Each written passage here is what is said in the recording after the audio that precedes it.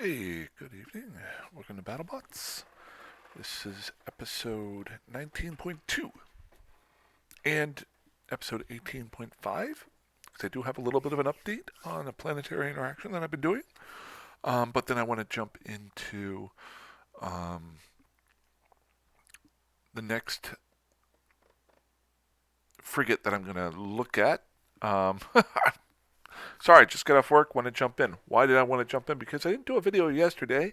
Because as I was driving home, a friend of mine um, texted me and said, "Hey, you want to go to dinner?" And I've always said, "Friends first, Eve second, unless your friends are an Eve." Um, and he hadn't been out in quite a while because of COVID, and um, it's good to see him get out. And we were able to hang out for a little while, and I was able to play a little bit last night, but I had to get back into work the next day. So, long story short, a little bit longer video than I wanted to do, but I think I got some good updates. I tried, so first, really quickly, we'll try to be really quickly, the planetary interaction, and then I'll jump into looking at a new ship here and comparing it maybe briefly to the Tristan that I made yesterday, or showed 2 days ago. So the thing that I did was, like I said, I've still just got basic skills for my two characters with their planetary interaction. Now I just did complete uh, interplanetary consolidation level 3 for this character. Literally, I got home tonight and the skill was done. So I can do a fourth planet if I want to with this character, but I'm not going to do it yet. I don't want to invest that time just yet because I've been kind of trying a few things out. And I did a little test yesterday, and I was right, and I'm so happy with myself that I can do simple math. So what I did, I've got my 3 planets here. Each one of them, I picked a um, item that I am getting from the planet and then refining it down, not refining it, but changing it into its smaller component. The smaller component you might as well do no matter what. Um, but to give you an idea of what I did, and this is going to be almost kind of maybe the base of how I set up everything going forward. Just to show you. Um, so this one here, I'm getting carbon.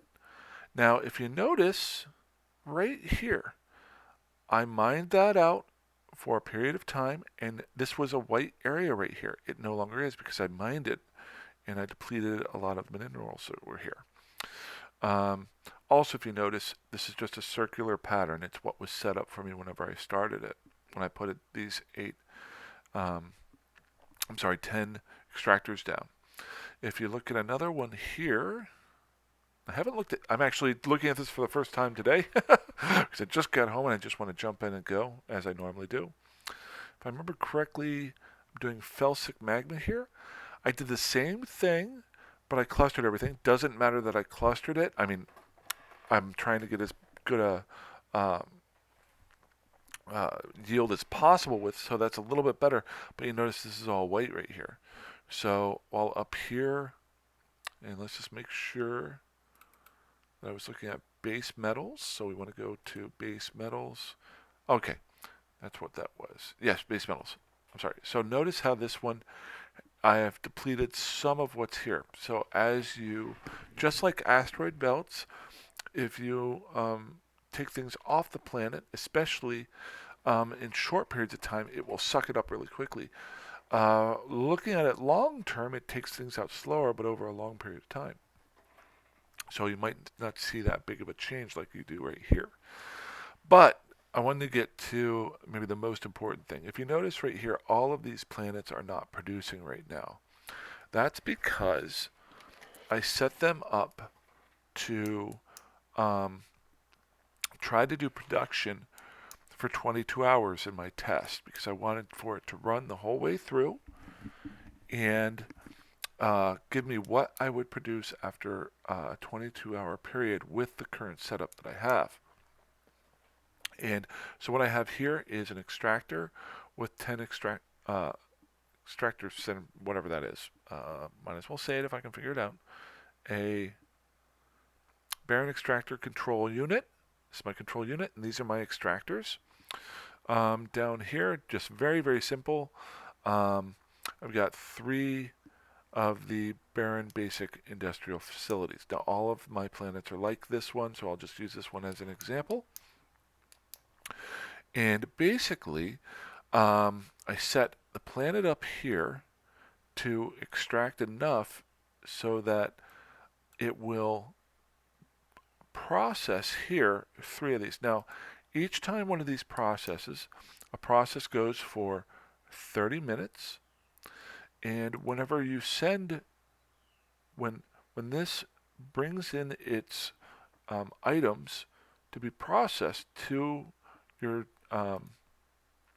launch pad, this can then send over 3,000 units here, if you notice, 3,000 units right here of base metals, and it will produce 20 units in 30 minutes. So basically in an hour, each one of these will process 6,000, so we're going to write that down here, 6,000 units per hour, and then I have 3 of them, so that's 6,000 times 3. I'm just writing it just to keep myself on track. I know what 6,000 times 3 is. It's 18,000. So I can process with 3 basic industry facilities 18,000 units an hour. Okay? So let's take, and I'll just pull up the calculator here just to show you visually, blah, blah, blah, plus I have to do the calculator for this one. 18,000 times 22. Okay? So in 22 hours, or basically almost a full day, I would normally run it for 24 if I want to do a one-day thing, but I just want to test it. It is able to process with these 3 units 396,000 units. Okay? So up here, that means that I want to extract 396,000 units from the planet. If I extract more than that, then I could start to overload the launch pad. Now the launch pad has some room. This is the future. This is level 1 right now. There's future stuff down the road that I've watched guys doing where they take care of this problem. But just very basically, you have 396,000 units coming in and goes out to these base units and comes back in. So I did that. And how did I do that? Well, I came in here and I said, here's my extractors, and I want it to run for, and you can just click this slider bar here. Notice here the total that it will do. I'm not going for average per hour. I'm looking for the total that it will do. I'm going to bump this up to, I'm going to be a little bit generous. I always want to go over the total that I'm shooting for. So I'm going to, at 8.5 hours, it will extract 391. So at 8 hours and 45 minutes, it will extract 404. So that's more than 396,000.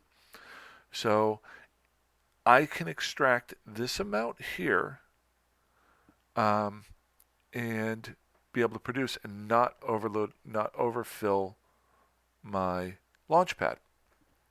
Why don't you want to overload? Why do you not want that to happen? Because once it does that, you're losing precious time. You want to maximize what you have. So once you start doing these numbers, okay, let's say I was able to add on another basic industry facility. Okay, so I add another one. Okay, so that's 6,000 times 4, which would then be 24,000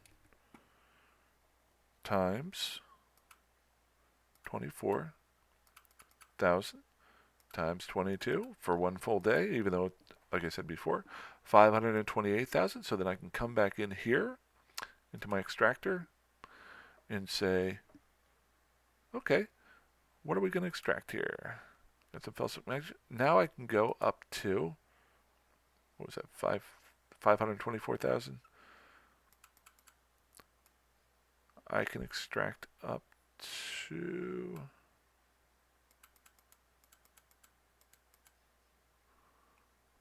11 hours. So what I'm looking trying to do is find a happy medium. How many um, basic industry uh, facilities do I have to make to get to 22 hours? And I could keep adding on the basic facilities. There's other ways that you can set this up. I know that. This is just to help me to basically understand the underpinnings behind it. If you notice here, as you start to extract, the more and more you go, what you get back goes lower and lower. There's a lot of other things involved here. Let's say I bump this up to 5 days, 5.5 days. Notice how I get this huge kick out right here, and then it comes down here and gets smaller and smaller and smaller.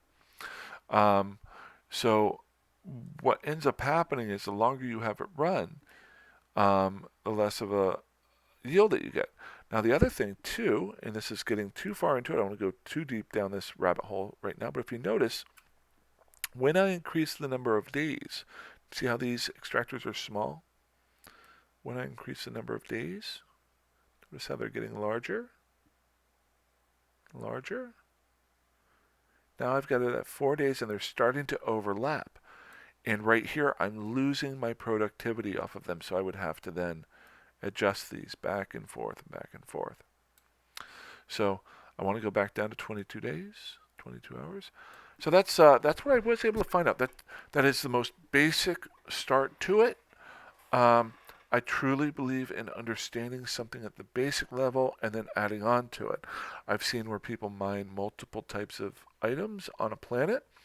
I've also seen where people focus on one item, carry those items to one barren planet and produce whatever they have there. I want to slowly work my way toward one of those two goals. Maybe do a positive and negative. I also want to look at what buys and sells. The other, last but not least, is in a week they're doing a big update to manufacturing. So, and I think a lot of these items might be worth a little bit more because they're going to be involving those in there. They might be, they may not. But I want to look at cost analysis and things like that. So, I went even farther down that rabbit hole than I really wanted to. Exit, yes. Exit industry. I'll come back and work on you. I don't need to worry about you for any more videos. So what I wanted to do was go back over to using the alpha guide like I showed yesterday in the previous video, and just pull up what they have. And I'm going to choose Caldari ships. Why am I choosing Caldari ships? Because I want to. Yesterday we looked at the Galente. Tristan is the Galente heavy attack frigate. The Caldari heavy attack frigate is the Kestrel. The big thing I like about the heavy attack frigates is it seems like each one of the heavy attack frigates focuses on one of the specific differences between the races.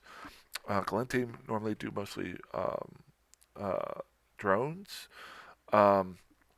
Caldari, which I have here, the Kestrel does missiles, which their bonuses are for missiles. Amar does lasers. Minmatar does projectile weapons. So I want to move over to the Kestrel here because the Kestrel still does do work with the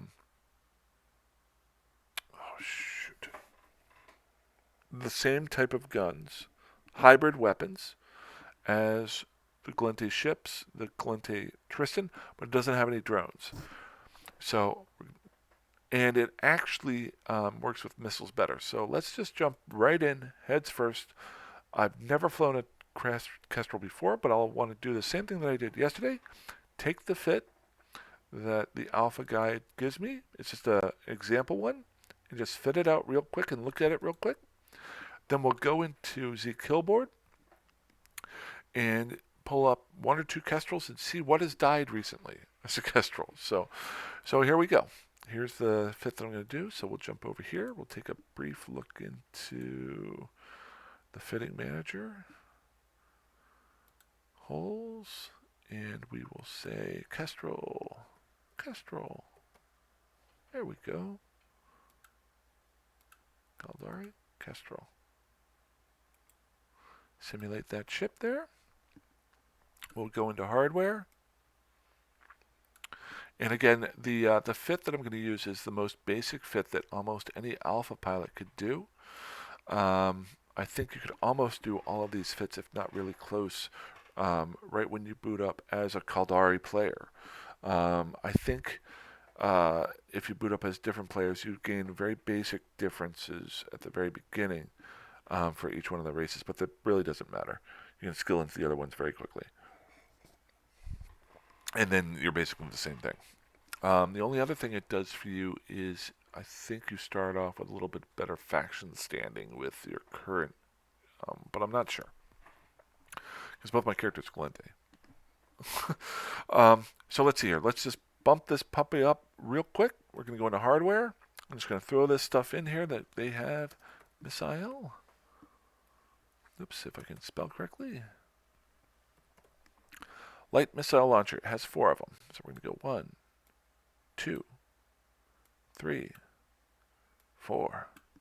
Okay, what ammo does it have here? Scourge light missiles. So we're going to go in here. We're going to say Scourge. And we're going to down here. Where was it? Ammo. Go away. Charges. Dang it. I did that yesterday too. Scourge. Light missile. There we go. Outfit it. Boom. Automatically our DPS is 22.2 because I have no missile skills whatsoever. So let's not worry about the DPS. Now, I just want to show you what it does. Let's go back out of charges. Good. Small shield booster. Out of modules. Did it again. Small shield booster 1. There we go. Small capacitor booster.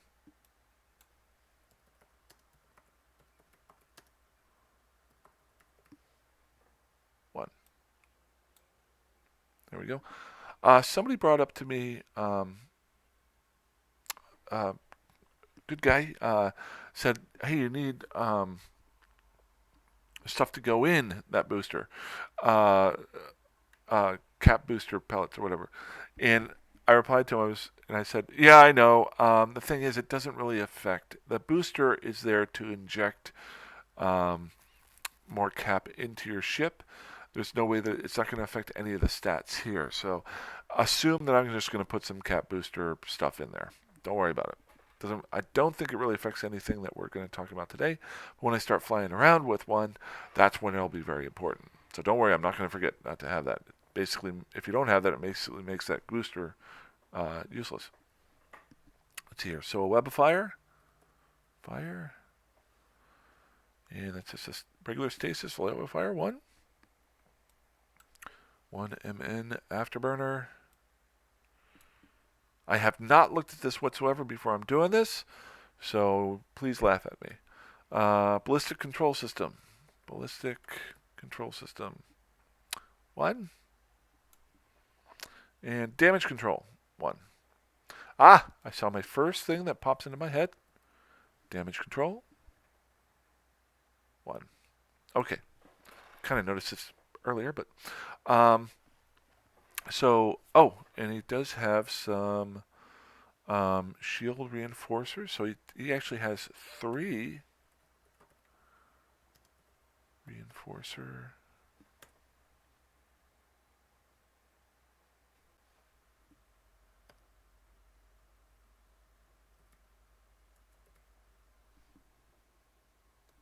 One.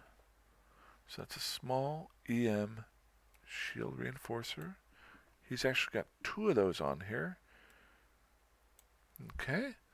And a small thermal. Okay. What that tells me is this guy's probably bad with... Hey, puppy. Hey. You want to come say hi? Every time you come, you get to say hi. Everybody say hi to Puppy. This is Amanda. This is my best friend in the world. She's the happiest dog in the world. Or at least in this room. Yeah. It's a good girl. Good girl. You out in the rain? Good girl. All right. She's 9.5 years old, almost 10, and acts like she's 2. Best thing I ever did. I would give up Eve to just hang out with her, and I was dragging over mediums, wasn't I? Any day and Tuesday. Okay, so there's my thermal, and then it was EMs that he was doing. There we go. EM. Always need that stop. She always stops me. And she's got the tennis ball. Fantastic. All right, so the first thing I'm noticing here is, well, let's go first off, show info. You get a bonus to light missiles rocket damage and light and velocity. So you can do rockets or missiles with this. You get a 5% bonus to damage, 10% to velocity. So velocity, so you can hit the guys faster. One other big thing is that my understanding is that missiles don't miss. Now, there's things that can affect the damage. Also, you have to be within range. So let's say a missile's traveling 500, 1,000 kilometers. That's neither here nor there. I can talk about it in another video. Missile damage is what this guy focuses on, and that's why he's got 4 missile bays right there. If you remember with the Tristan, we only had 2 hybrid turrets, but we had the 5 drones that do most of the damage, and that's where the bonuses went to. It didn't do drone damage bonus, but it did do some other things. As you can see here, no drones. So big difference right there. Second thing here is we got 4 mid slots and only 2 low slots. So he's got set up, he's got a little bit of speed tank on here with the afterburner. In my mind, you're almost always speed tanking if you have an afterburner on. Maybe you're not doing it really well, but if you were trying to get from here to there, you'd always want to do a micro warp drive, well, 99% of the time, if you're just going for speed. But if you're trying to not get hit as well, that's when I do the afterburner, because the micro warp drive increases your radius. So, I may be wrong with that, but that's just my general understanding. Again, no PvP experience. Gonna get there, but afterburner, web of fire. So okay, we're now speed tanking, and the web of fire is slowing him down. So we're even faster speed tanking because he can't move as quickly, and we are. Cap booster to keep these 2 going, and this one to keep going. Shield booster is on there, so if he does hit us and hits our shields, we can then recharge those. Looking at this a little bit farther, he's got the damage control on here, so that's going to boost it. I think I talked about that in the last one. So he's giving up one of his only 2 slots down here for damage control. Like I said before, especially at the beginning, just to be able to get away in that last spot, the damage control gives you that big bonus down there at hull. Hull gives you a 30% bonus for everything. 30% of what's left. The other one here is the ballistic control system, which I am 100%. I haven't even looked at it yet that it affects my missile damage. And computer system guiding missiles in flight, thus allowing them superior effectiveness and lethality. Attributes, missile damage bonus, rate of fire bonus.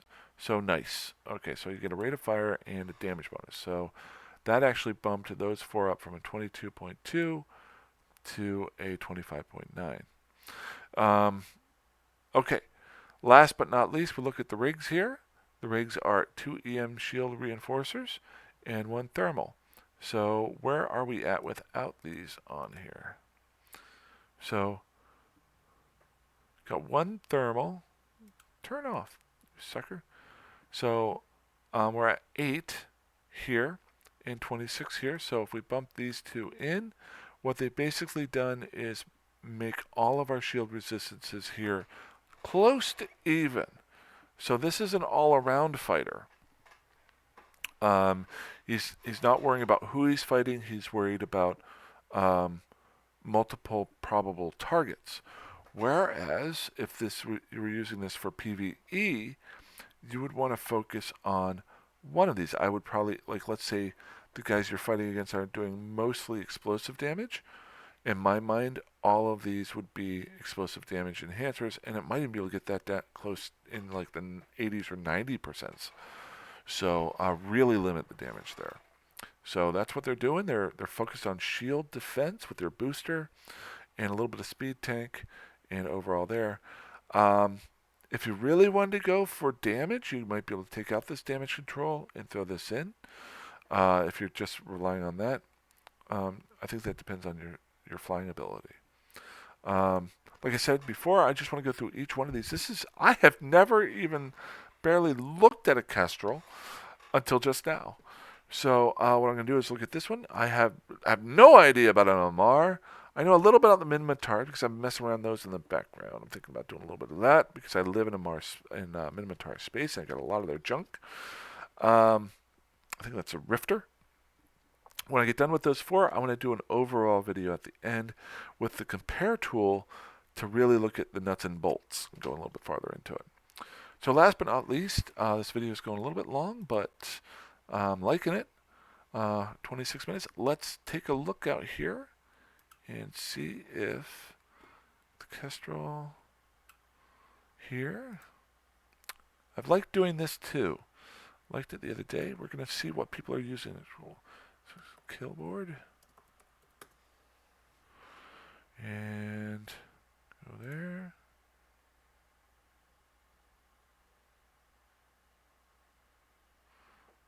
Good. And we'll just go up here and type Kestrel.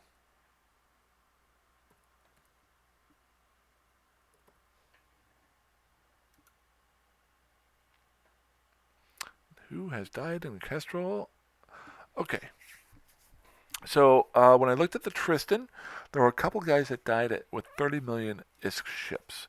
Right off the bat here, I'm seeing a lot less pricing going on here. Now, I don't know. I'll just scroll down here. There's a 29 million ISKer. Wow, 146 million ISK. We're going to come back and take a look at that one. The first one I want to take a look at here is the very first one here. Let's see what he's got on him. Absolutely nothing. Okay, that would be why it's worth 724,000. We're not going to worry about that one. Let's try this one here. 2.83 million. So, same thing. He's got very simple, an upgraded missile launcher for each one of these. He's got the booster here, an upgraded booster. That's a compact one, so maybe he was trying to fit it in. He's got a compact cap battery. So he's not boosting his battery. He's just increasing the size of it with that. I'm learning. That's when you say, I knew that without even having to look it up. He's got his afterburner here, so a little bit of speed tank. And he's got a multi-spectrum shield hardener. So rather than doing the shield tanking through the rigs, like doing the type of shield, he's doing a multi-spectrum here. So not too horrible. And then he's leaving right here a capacitor control unit. Dang it! I thought I had it. I have to look that up here real quick. A capacitor control unit small control circuit. Okay, description. So designed to increase the ship's capacitor recharge rate. Okay. Learn something. See, this is why I want to do it this way, because I just learned what that is by digging into it.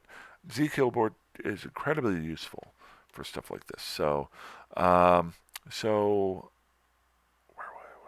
I here? Shh, don't talk to yourself. Okay. So he's increased the size of his battery, and then he's increased the speed that this larger battery regains its capacitor. And then by doing so, he's then able to keep the multi-spectrum shield hardener going and his booster going and that. So with my fit here, or the fit that I copied. Oh, did I close it? Go back over here. I don't want to, I don't have that built still. I don't think. There it is. Okay, cool.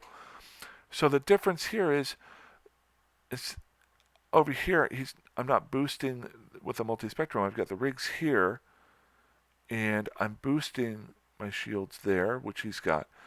But I'm using the cap booster here to keep it going. So his is more of a passive cap booster. Mine's an active cap booster. So if I run out of fuel for my cap booster, I'm done. Whereas if he doesn't need fuel to run it, but he limits himself maybe with having to use a multi-spectrum. He doesn't have the ability to switch that. Well, he could switch that out with a few other ones there. So it's kind of doing the same thing, but in a different way. So that's something to look at and see the balance. Let's check out his low slots. I did not look at that.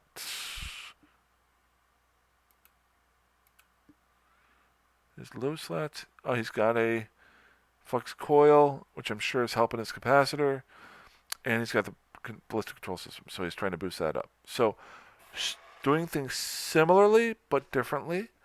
I'm not sure which is better. And don't take the fact that he died to be the fact that his ship's bad. I'm not saying it's bad. He took on, it looks like, a cruiser here. So, and it might be a Cinnabal, which might even be like I think that's like a Tech 3 ship. I think. Not worried about it. So yeah, learned a lot there. Gonna take one last second here, and let's bump back out. I want to see that expensive one that died. Where was it? 142 million. Wait. Oh no, that's a kill. Okay. Whoo! I was like 786 million is Tristan. No. So 146. So let's see what this one looks like. Let's see a totally blinged out sucker. So he's got rockets, Rocket 2 launchers. He's got a level 2 warp scrambler, level 2 web of fire, a micro warp drive, and so he's got a micro warp drive and an afterburner. Interesting. I'll have to look that up, see why he does that. So it wasn't his fit that he set up here, I don't think. Small warhead qualification. I want to look those up and see what those are. Just an armor repair and a damage control 2. He must have had stuff in it. Was he carrying stuff? Oh, wow. He was carrying some expensive stuff in his cargo. That's weird. Legion defensive covert reconfiguration. And a Legion propulsion interdictional. That's weird. I wonder why he was carrying that stuff with him. Well, gotta be a little more careful, I guess. I don't know. I don't know what was going on there. Or she. I'm sorry. She. So that's my review. Not really a review. Just my initial impressions. Initial impressions of the Kestrel. Hopefully I'll have 2 more. And then maybe at the end of the weekend, my weekend, I'll maybe do a larger video with all 4 involved and see what my thoughts are on them. But, this is pretty cool. Alrighty. You guys have a great night. Fly safe, fly dangerously, fly however the heck you want. Have a good one. Bye-bye.